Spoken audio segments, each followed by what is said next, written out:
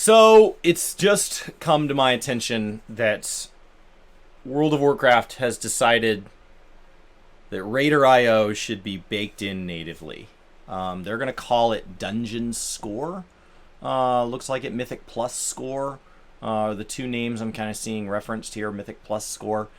So I want to first of all explain just a brief overview of what Raider.io is, why people like it, why people don't like it, and what that means when you shift something from being a optional add-on to being a native feature.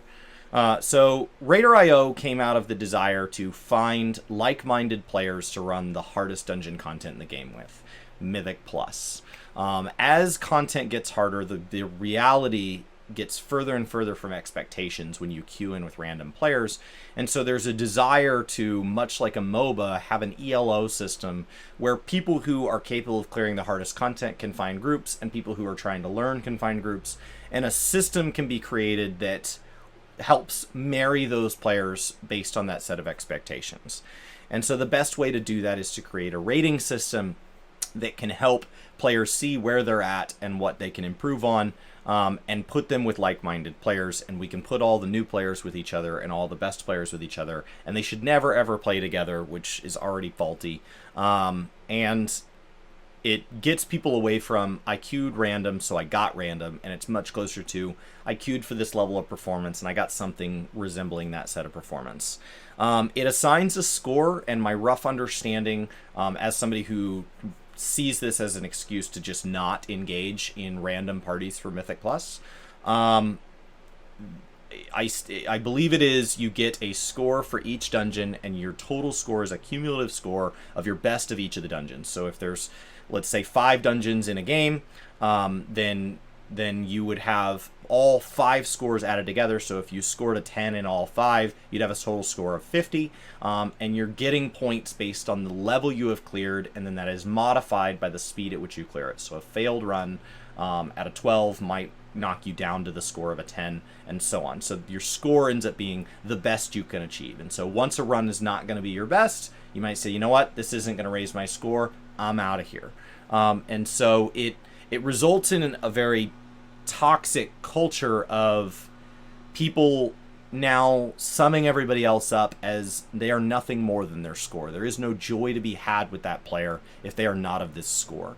And it is seen as an entirely optional system, and it is seen as if you don't like it, don't do it. But what ends up happening is it becomes so ingrained in the way so many people play that the handful of holdouts that don't play now don't have as many people to run with, and so they eventually get forced in. So not everybody that uses Raider.io likes Raider.io. It's been around for, I want to say, like 4 or 5 years, so it's been around a couple of expansions now, and it's a way of linking together Mythic Plus players. And so what WoW has done here, with that incredibly simplistic overview of what Raider.io is, and some points on, I think I made it clear, like, I don't like it. Here's why people do it, but here's the problem it causes. Raider.io has said that there's a blog post that Raider.io actually put out because they've been in contact with the development team saying that they want Mythic Plus in, and their goal is to reward players for running higher and higher Mythic keys and completing them on time. They are going to have this score that will help create basically an eye-level equivalent of your ability to see kind of how you've done in dungeons in the past. So what this will effectively do is it will turn PvE dungeon content into more in line with the PvE Mythic Plus Invitational. In the same way that the Invitational is the top level play for PvP, and so PvP players are all slowly gearing towards this rating system, and the top level players are going on and competing. This will do the same thing for 5-man dungeons.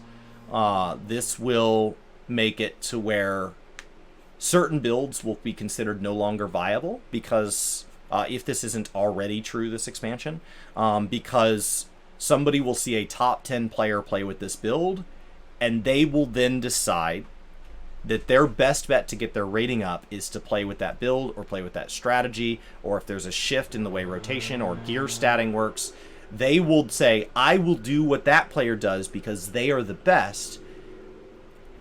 And it's going to create a bigger disconnect than ever before between A, are you having fun?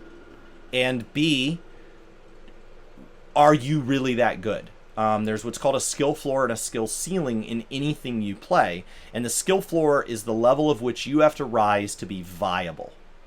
The skill ceiling is the peak. Nothing better than that can be achieved. You have hit optimal everything. Some classes have incredibly low skill floors and incredibly high skill ceilings, meaning anybody can squeak out the bulk of the DPS, but to squeak out the maximum DPS requires this massive increase in mechanical skill, which requires hours and hours of practice, lots of back-end knowledge, reading, watching, taking in a ton of content. When you're watching the World First Race, you're watching people at the skill ceiling. You're watching people who have an incredible level of mechanical skill, and it comes from an incredible amount of hours of effort. But you can also have jobs that have a higher skill floor. There's a lot to learn, but once you learn it, there really isn't anywhere to go from there. And they have low skill ceilings. And so those things don't have to be married. They can be, a class can have this much learning curve. It can be like once you've mastered it, you're pretty much at the peak. And that's all a fundamental portion of class design. Every class is going to vary. Every patch is going to vary. Every expansion is going to vary. What class is the best?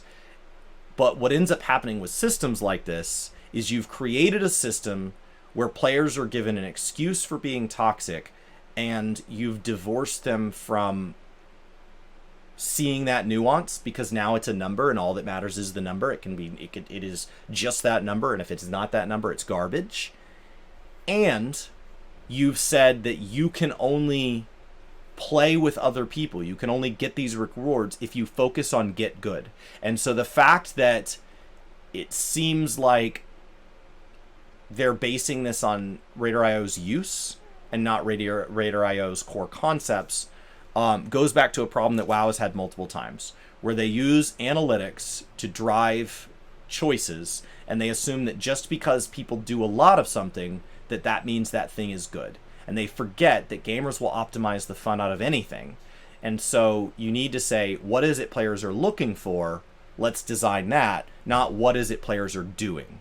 Players are using Raider.io. They're using Raider.io because Mythic Plus is very frustrating with strangers, and it's not fun to wipe. Okay. This does nothing to improve that. It does nothing to improve that. Okay, well, what do people not like about the game? I don't like arbitrary numbers summing up my entire experience, so I have to play one way and hope that RNGesus is in my favor. What does this do? It just further fuels that. I don't see how this does anything to make the game better. I don't see how this does anything to make the community better. I don't see how this brings us anything closer to vanilla, TBC, and Wrath, where we had this sense of community. This just further fragments things. Have they never played a MOBA? The vast majority of MMO players that don't play MOBAs are looking for community like what MOBAs have, and specifically don't want to play MOBAs. MOBAs are the top performer on Twitch, so maybe that's their goal. League of Legends crushes. I have no interest in playing a game where I can have people on the internet's only interaction with me to tell me that I'm a flaming piece of garbage because I didn't do something they expected me to do, and everybody to only want to be queued with people that are higher rating them because the rating system's holding them down. Their rating is artificially low, but mine's artificially high. I can't possibly have a score that high, and they're carrying me, and 2/3 of players to know for a fact they're in the top 1/3 of players, and it just becomes this mathematical impossibility where it becomes this cutthroat thing instead of a community. Instead of a place where we all share a game and we're all on our journey to enjoy that game as much as possible, and any way you play where you don't make somebody else's life worse is a correct way to play. But now, making people's life worse, like, you're rating it. There's an objective here to rise above. and you're going to make this seasonal reset of PvE scores. I get the desire to chase self-improvement. I get the desire for competition. I thrive on competition. But it is about me and my peers both succeeding, and I want to succeed more. I want to do the best I can do, not a number defining my experience, and now every time I log on, I have to perform at that number. I can't ever have a relaxed play session. I can't ever jump in and just hang out. Did any of you play StarCraft 2? It's really fun to watch, and it's just an anxiety driver.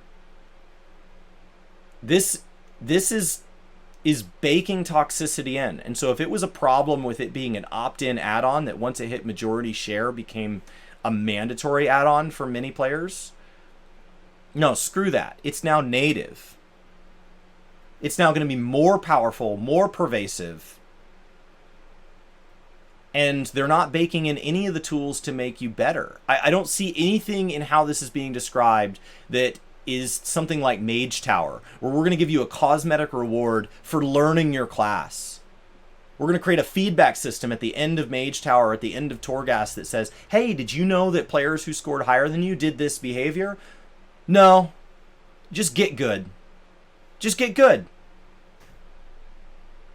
What if you just didn't suck? I guess you should just log out and play something else, like the half of players that have quit Shadowlands so far. Shadowlands was a good initial offering. It is a good expansion. Purchasing Shadowlands as a purchase is a good deal. The $15 a month after that, I don't know what their plan is. So if they can give me another Shadowlands at the next expansion, I'll purchase it again. But about the $15 every month in between, if it wasn't for their enormous backlog, their enormous set of previous content, where I can go grind old transmog, I can go run old raids for achievements, I can go level alts, I can engage in crafting, the trade skill master type stuff of the world where I can focus on money making.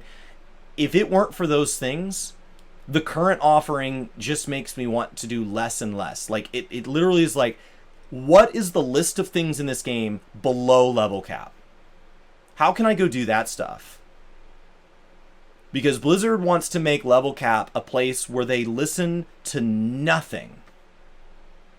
The Covenant system is being blamed for a ton of problems in Shadowlands. The Covenant system on its own was a good idea. Implementation was the problem. And so what is their response? Let's further drive competition into this. Let's further frustrate people if they play a class where only one Covenant is viable. And let's further penalize people who pick a Covenant because they think it makes the class fun, but it doesn't get their rating high enough.